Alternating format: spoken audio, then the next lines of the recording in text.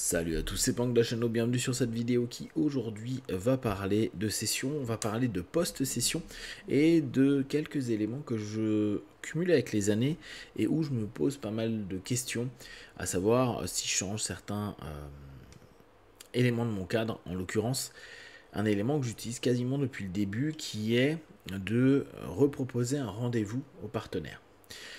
Je pars du postulat que la thérapie doit permettre aux partenaires qui viennent en session d'apprendre à s'écouter, d'être capable de petit à petit décider ce qui peut être le plus positif pour eux dans le cheminement d'accompagnement qu'ils décident. La plupart du temps, les thérapeutes ont pour habitude de poser d'autres rendez-vous.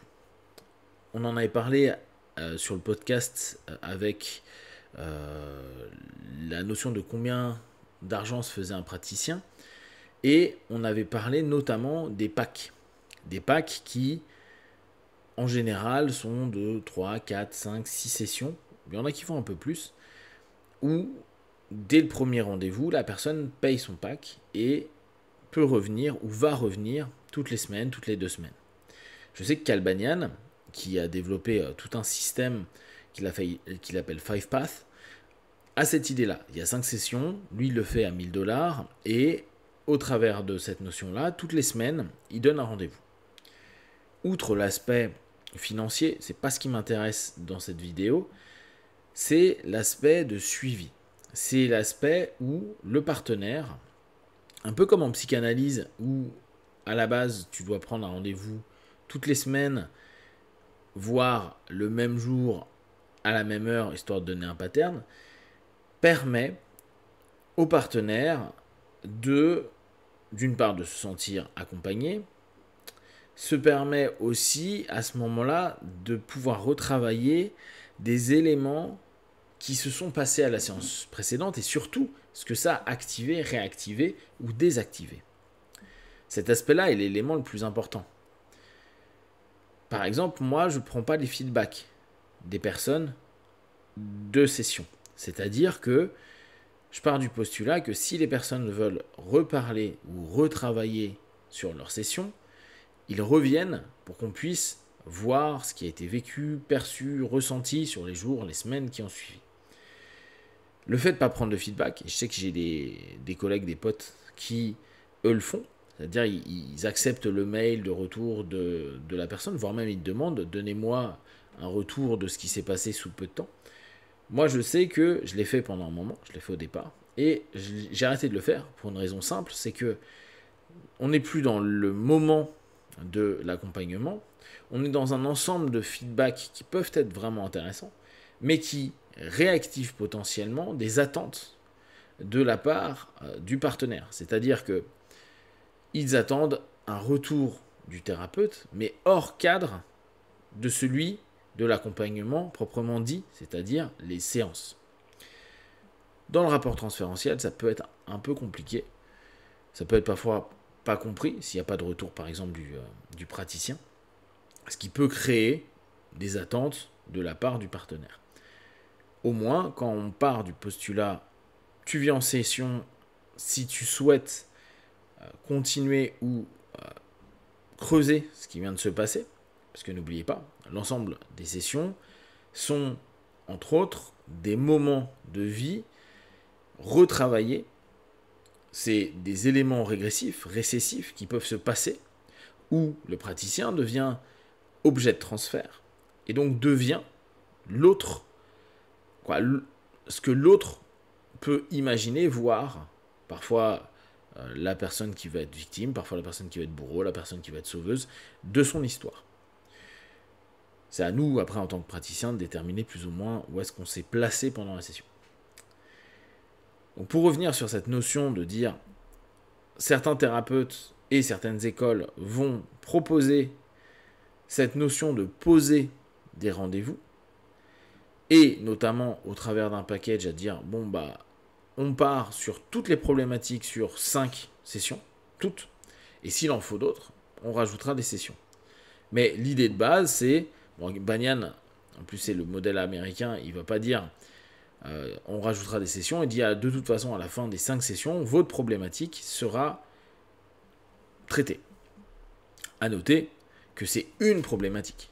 Et ça, je me souviens que pendant les cours, il avait vraiment insisté. Il dit, vous n'allez pas traiter 10 000 choses, vous allez traiter la problématique avec laquelle le partenaire peut venir. Or, on sait très bien, quand on travaille, qu'il y a plein d'arborescences, donc de branches associées à cette problématique, voire même d'autres racines qui sont connectées et qui parfois doivent être débroussaillées, voire carrément creusées, pour pouvoir permettre un mieux-être plus causal que symptomatique de la problématique de notre partenaire.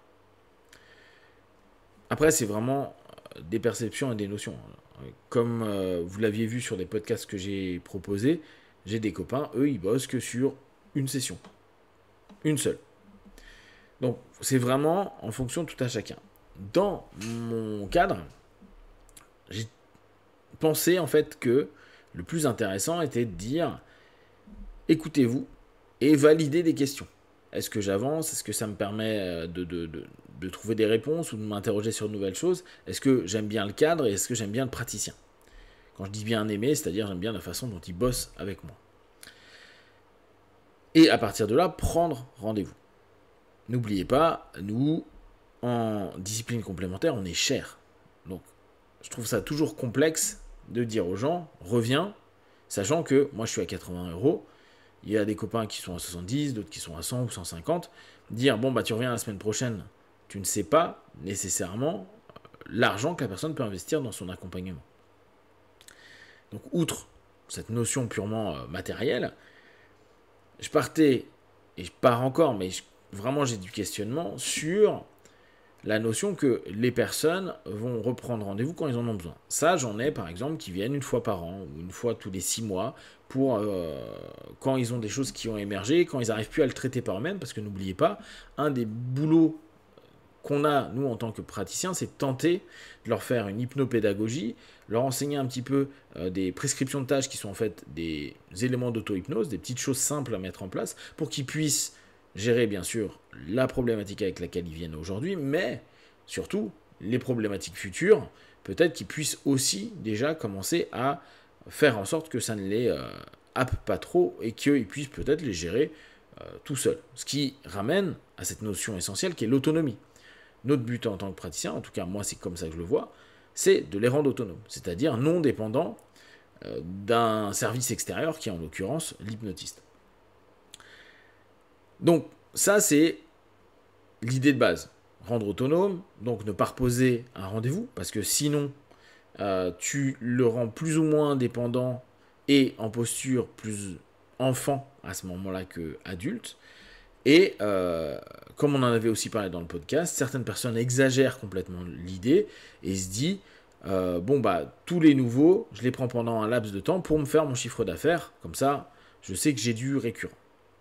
Et ça c'est quelque chose qui pour moi est pas clean, sachant que l'important c'est quand même le mieux-être de nos partenaires. Si nous on n'est pas foutu d'avoir suffisamment de personnes, bah, peut-être qu'on devrait faire autre chose. Donc on ne va pas imposer à quelqu'un cette notion-là.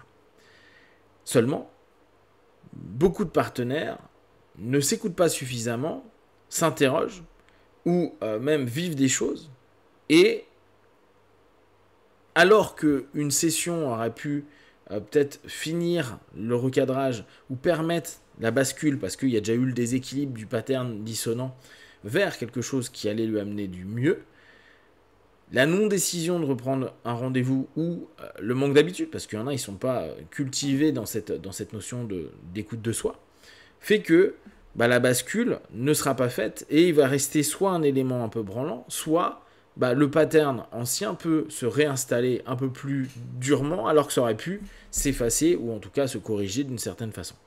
Et ça, moi je ne peux pas le savoir à l'avance et c'est là où toute la complexité. Est-ce que je redonne un rendez-vous alors que je ne sais pas comment la personne va vivre le post-hypnotique et dans ce cas-là, qu'est-ce qui est à mettre en place pour permettre un mieux-être du partenaire sans que ce soit dans l'abus, quel qu'il soit, comme je vous le disais précédemment. Si vous avez des questions et des remarques, vous les partagez sur Facebook, YouTube, j'y répondrai le plus rapidement possible. Et comme d'habitude, de tout ce que je propose, ne prenez que ce qui est bon et juste pour vous. Testez, observez, analysez et concluez. Be one, ciao.